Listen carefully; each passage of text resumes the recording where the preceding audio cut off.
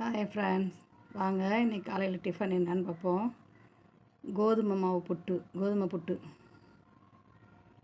மாவை அடுப்பு லேசாக சிம்மில் வச்சுக்கிட்டு வறுக்கணும். கோதுமை மாவை வறுத்து கொஞ்சோண்டு சால்ட் உப்பு போட்டுக்கிட்டு தண்ணி ஊற்றி பெசரி ஒரு 10 நிமிஷம் வச்சுருந்துட்டு அதுக்கப்புறமா புட்டு குழலில் வச்சு அவிக்கணும்.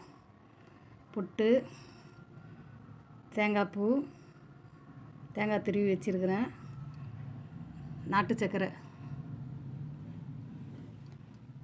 வாங்க சாப்பிட்லாம். வாங்க காலையில் டிஃபன் சாப்பிட்லாம். வாங்க.